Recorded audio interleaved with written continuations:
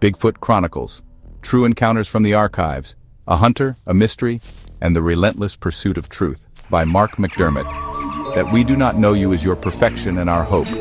The darkness keeps us near you. Wendell Berry, To the Unseeable Animal. In the shrouded forests and misty slopes of the Pacific Northwest, there is said to roam a creature, or perhaps a legend, so deeply embedded in the regional psyche that its absence would be more haunting than its presence. Some say it's a giant bipedal ape, others a phantom born of dreams and primal memory. Yet too many claim to have seen it for it to be dismissed outright.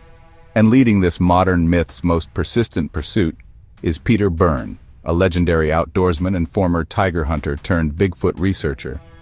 Now in his late 60s, Byrne has hunted everything from Nepali mountain goats to creatures in the Himalayas, but his greatest hunt remains unfinished: the search for conclusive evidence that Bigfoot is real.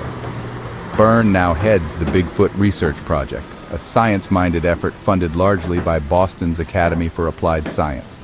Their mission is clear: to prove the existence of a large, bipedal, hair-covered hominid believed to live in the forested ranges of the Pacific Northwest.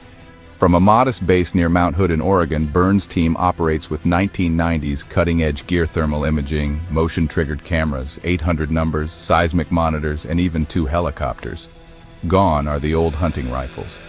Byrne's modern arsenal includes only tissue-collecting darts designed to retrieve DNA without harming the creature. Mostly we just sit around and drink coffee, Byrne jokes, and wait for one to come through the door. But behind the humor lies a serious endeavor. Over the years, Byrne has documented over 1,000 sightings, later narrowing them to fewer than 100 fully credible cases through rigorous interviews and psychological profiling. One such witness is Kevin Jones, a soft-spoken aquarium cleaner from Salem, Oregon. A hunter of deer for over a decade, Jones had his reality upended in the fall woods near Grants Pass. It was a bright morning. Deer were likely bedded down, so Jones took a rest in a clear cut. That's when something massive and silent moved in the tree line. Emerging cautiously, less than 100 feet away, was a 7-foot-tall female Bigfoot, accompanied by a smaller one. She stared directly at him, then gently urged her young companion forward and disappeared. Jones was holding a rifle, but he didn't move. It was like, whoa, they really do exist.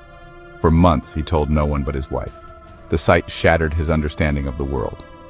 Raised in a religious household that denied evolution, Jones found himself suddenly immersed in self-study of anthropology, unable to let the experience go. His description was clear and anatomical: pendulous, hair-covered breasts, exposed skin around the eyes and sternum, and a muscular body massing over 500 pounds.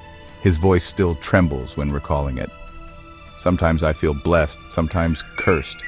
Stories like Jones's keep the project going. Byrne himself has never seen a Bigfoot, but he has seen their footprints, their patterns, and their presence in the lives of those who've encountered them. The Patterson-Gimlin film of 1967, captured in California's Trinity Alps, remains one of the most scrutinized pieces of evidence. Even Hollywood technicians at Universal and Disney found no evidence of fraud. But Byrne isn't alone in his quest. He shares a legacy with other researchers like John Green, Renee Dahenden, and Grover Krantz of WSU, all of whom wrestle with the core dilemma: if Bigfoot is real, where is the body? Nature recycles, says Byrne. You rarely find bear remains either. And this thing, it doesn't want to be found. In the end, whether Bigfoot is biological, spiritual, or psychological, it has left its mark. In a region where over 70 aircraft have vanished since World War II, the idea of a hidden creature becomes not unreasonable. As Wendell Berry once imagined, perhaps Bigfoot is something more than animal, a spirit of the wilderness, something that dissolves when we try too hard to see it.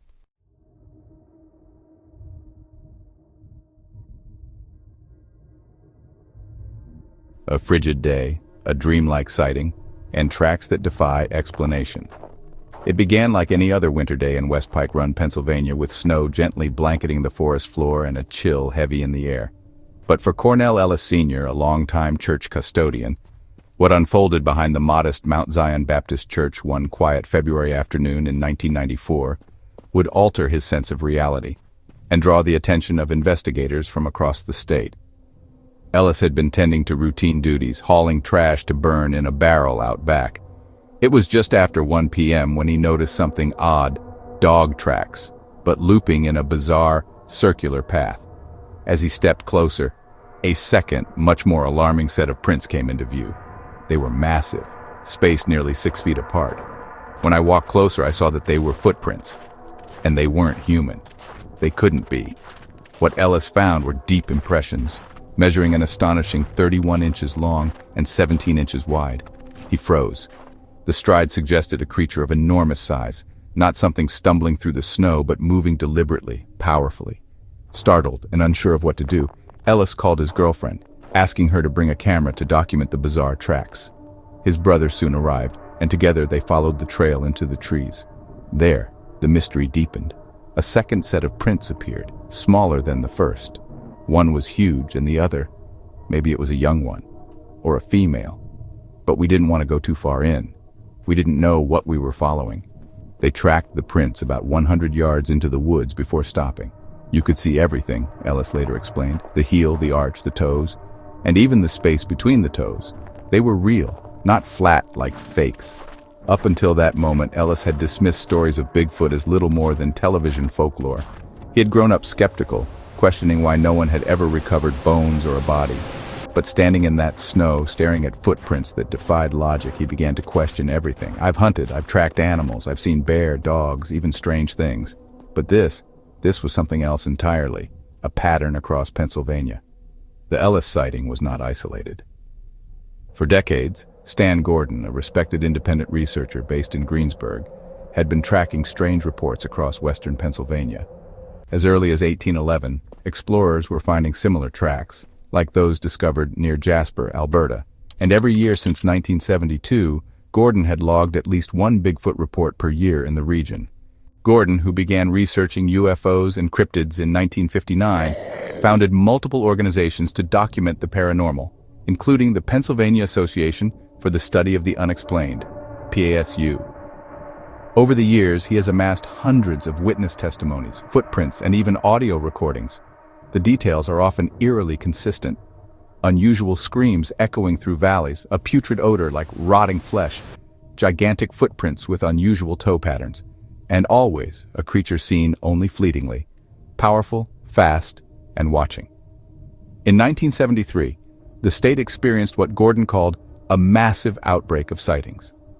That summer alone, 250 people across several counties, Allegheny, Fayette, Westmoreland, and more, claimed to see Bigfoot. In New Eagle, multiple residents told state police they saw a hair-covered giant lurking near their homes. Near Monongahela, a strange creature was spotted digging around a coal area. In Greensburg, witnesses reported two Bigfoot-like beings emerging from a field, then watched as a glowing red orb lifted into the sky. Sometimes the reports bordered on the supernatural, sulfur smells, paralysis, or bright flashes of light accompanying sightings. In one especially bizarre case, a woman in Uniontown reportedly shot a Bigfoot at close range, only to see it vanish in a burst of light. Even Ellis noted something that made him hesitate. It didn't feel like we were just following an animal. It felt like we were being watched. A trail of mystery, a lack of bones. Critics often ask, if Bigfoot is real, why no remains? Gordon and others offer several possible explanations. Nature recycles, he explains. Dead animals decay rapidly in the wild, especially in damp, wooded regions. Even bare bones are rare, and some researchers believe these creatures may bury their dead or possess otherworldly traits, perhaps even interdimensional origins, drawn from Native American legends that speak of spirit beings of the forest. Whatever the truth, what Ellis saw that day, and what he photographed, remains one of the most credible encounters in Pennsylvania history. A photo of the footprint taken at 1:30 p.m. on January 31st, 1994, shows a glove placed next to it for scale. The print is enormous, with visible toes and a heel impression deeper than the surrounding snow. I was skeptical, Ellis later admitted, but I know what I saw. I know what I felt. And once you've seen it, you can't unsee it.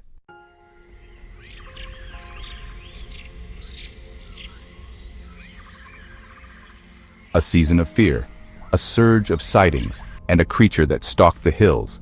In the thick woodlands along Pennsylvania's Chestnut Ridge, something stirred during the summer of 1973. Something powerful, something primal. That year, across a 7-county region, Fayette, Westmoreland, Allegheny, Indiana, Washington, Somerset, and Beaver, over 250 eyewitnesses came forward, shaken by encounters with a creature that defied understanding. These were not fleeting tales whispered around campfires. These were formal police reports, first-hand accounts given by farmers, students, hunters, and veterans, credible individuals who had no reason to lie and every reason to stay silent, yet couldn't. At the heart of the investigation was Stan Gordon, founder of PASU, Pennsylvania Association for the Study of the Unexplained. A lifelong researcher of strange phenomena, Gordon was flooded with so many reports that he barely had time to follow up before another came in. From June to October, the encounters poured in, many connected by one common thread: Bigfoot. Terrifying patterns emerge. In June, near the small town of Monongahela, a witness reported a massive black-furred figure with red glowing eyes digging in an abandoned coal dump. Around the same time in New Eagle, terrified residents contacted state police, reporting a tall, hairy creature loitering near their property. Then, in late September, the activity took an even stranger turn. Two girls waiting along a rural road in Westmoreland County spotted something immense and white moving through the trees. As it stepped into the clearing, they realized it was a 7 to 8 foot tall creature, completely covered in hair. But it wasn't alone. It was carrying something, a luminous sphere pulsing with light. They ran home screaming. Their father, alarmed and armed, rushed into the forest to investigate. What followed was stranger still. A UFO was reported hovering over the woods, beaming down shafts of bright light. Investigators, including Gordon, later interviewed the family. The father confirmed what his daughter had seen, but urged them not to go back into the woods. Some things are better left alone, he warned. Just weeks later, another strange incident was reported on a Greensburg farm. This time, 3 witnesses, 2 teenagers and a young man, chased what they thought was a falling red orb into a field. What they found instead were 2 Bigfoot-like creatures, one over 8 feet tall. When the man fired his rifle, the bullets had no visible effect. The creatures vanished into the woods. The red orb lifted off and disappeared into the night. Later that evening, as investigators interviewed the young man, he began shaking violently, growling like an animal. The room filled with an unbearable sulfuric odor, and others present began coughing and feeling lightheaded. Something had been unleashed. Is it flesh and blood, or something more? Reports of Bigfoot in Pennsylvania often differ from the classic Pacific Northwest sightings. These creatures are sometimes described with 3 toes instead of 5, or glowing eyes in hues of red, orange, or green. Some seem flesh and blood, others almost spectral. Gordon and other researchers began to wonder, were they dealing with an undiscovered species, or something interdimensional, even spiritual in nature? Theories abound. Bigfoot is a relict primate species that evades detection. It is an interdimensional traveler, appearing and disappearing at will. Or, as Native American lore suggests, it is a forest guardian, an ancient spirit. Despite the volume of sightings, no bodies have been found. But then again, nature is adept at erasing the dead. Even bears and cougars leave behind little when they perish in deep forest. And perhaps Bigfoot knows how to hide its own. Legacy of the Ridge. To this day, Chestnut Ridge remains a hot spot for Bigfoot sightings, and not just Bigfoot. Reports include glowing orbs, strange lights, unexplained creatures, and psychological disturbances. The ridge has earned a nickname whispered among locals and researchers alike, the Pennsylvania Twilight Zone, and 1973 remains its most active, most chilling year, a time when the veil between myth and reality felt thin, when people saw things they were never meant to see.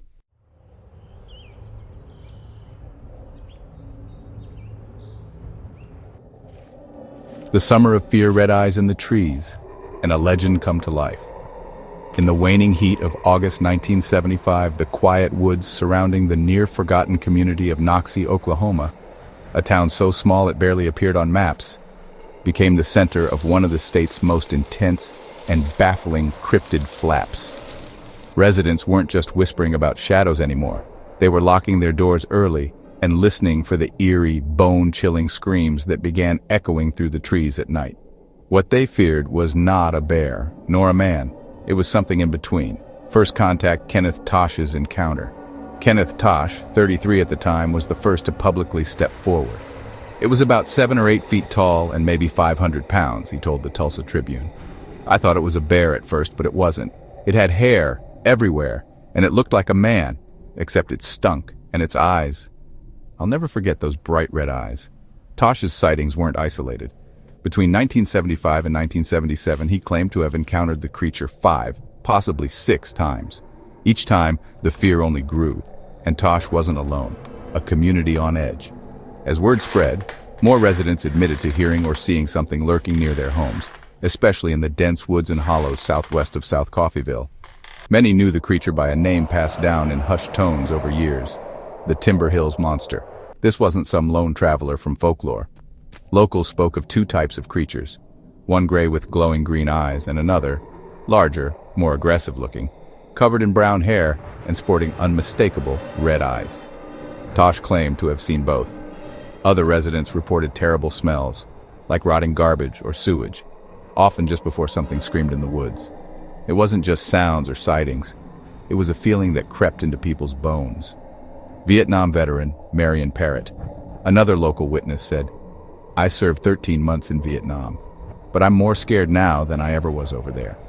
At least there I knew what I was up against." Parrott even fired at the creature. The shot had no effect, from local panic to national curiosity. By early September of 1975, the strange reports from Noxie exploded into statewide news. Then, thanks to the Associated Press, the story made national and even international headlines. But due to a typo in some newspaper reprints, many called it the Moxie Monster, sending cryptid researchers on wild goose chases through Oklahoma's backwoods, searching for a town that didn't even exist. Still, dozens of sightings and first-hand accounts kept pouring in. Witnesses described the creature's unearthly screams as a hybrid of an eagle and a cat. Some said it grunted or growled like a wild hog. People swore it could move faster than any animal they'd seen and vanish just as quickly. Legends that go deeper than newsprint. What shocked researchers most was that these stories weren't new. Oklahoma tribes have long told stories of the tall people, mysterious beings that live in the forest and mislead travelers. Among the Creek, there's a belief that if one of these beings crosses your path, you may never find your way home again. Reports of Bigfoot-like beings in Oklahoma predate statehood, with accounts going back as far as 1849, when a trapper described a strange, upright creature southeast of Eagletown. Other early reports from the 1920s, especially near Mountain Fork River, mention large ape-like beings and deadly confrontations. In one such account, 2 hunters sent their dog after the creature. They found the animal later, torn in half. In 1974, just a year before the Noxie outbreak, the Watava region experienced similar sightings. Many centered around homes with female occupants. Houses with only men were reportedly ignored. This strange behavior has led some to speculate whether the creatures possess a higher-than-expected intelligence, or even an uncanny interest in humans. Theories and unanswered questions. What were the Timber Hills monsters? Some say they were unknown animals. Others claim interdimensional beings. Skeptics point to hoaxes and misidentification. But for the residents of Nowata County, the fear was, and remains, very real. One undeniable truth stood out: multiple reliable witnesses, all describing similar creatures across multiple nights in one concentrated area. The creatures seemed shy, elusive, yet oddly bold. They didn't attack, but they weren't afraid to be seen. To this day, some locals believe the Timber Hills monster still roams the woods, watching, waiting, maybe no more than a shadow behind the trees.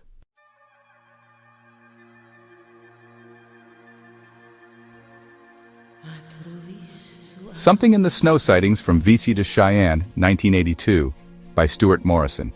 In the stark winter of 1982, western Oklahoma became home to an unsettling mystery.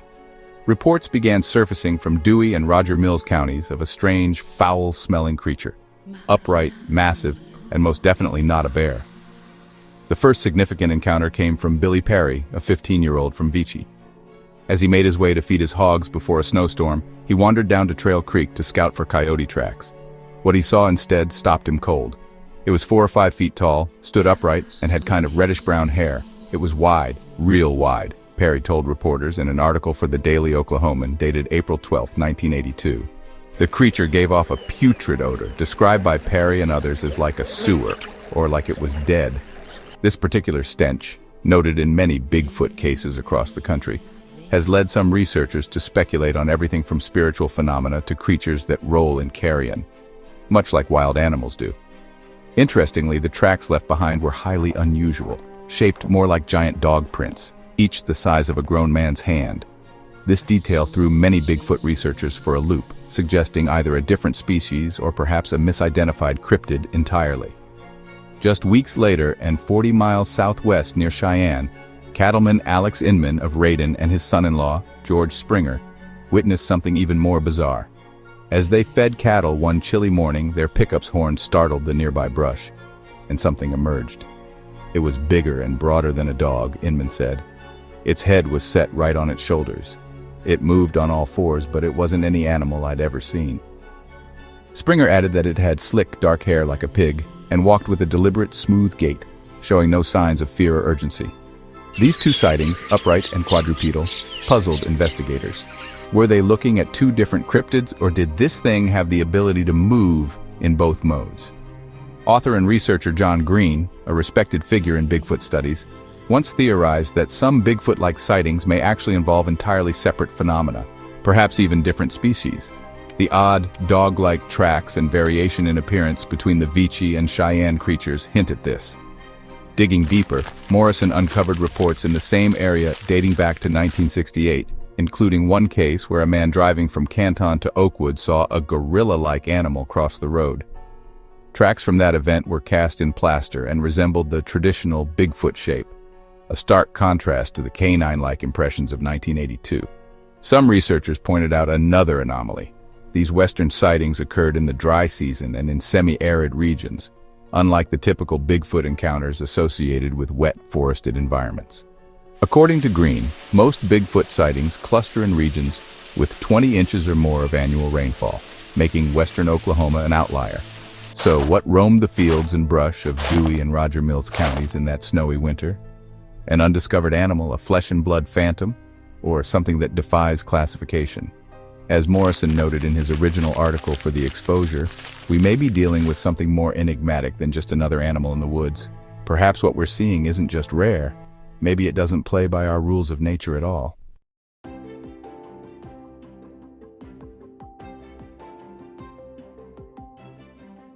If you enjoyed these Bigfoot encounters and stories, please like and subscribe as it helps my channel grow.